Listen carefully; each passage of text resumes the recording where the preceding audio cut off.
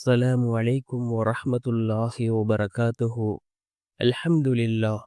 الحمد لله الذي نحمده ونستعينه ونستغفره ونؤمن به ونتوكل عليه أما بعد.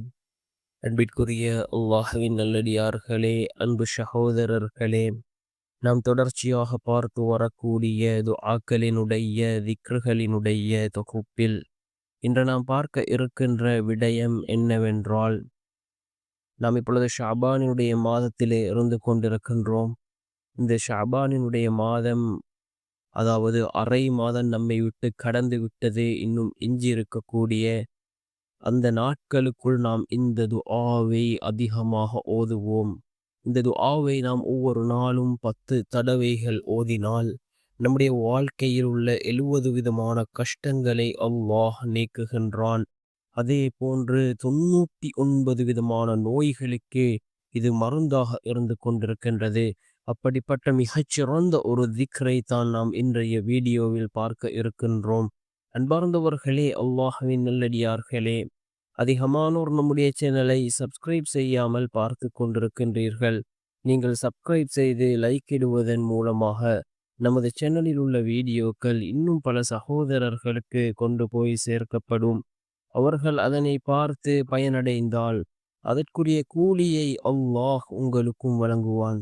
அன்பார்ந்தவர்களே, அல்லாஹ்வின் நல்லடியார்களே, நாம் இப்பொழுது ஷாபானினுடைய மாதத்திலே இருந்து கொண்டிருக்கின்றோம். இந்த திக்ரை ஒவ்வொரு நாளும் 10 தடவைகள் ஓதுவோம். மிகவும் முக்கியமான திக்ருகளாக இருந்து கொண்டிருக்கின்றது. 70 விதமான கஷ்டங்கள் நம்முடைய வாழ்க்கையை விட்டும் நீங்குகின்றது.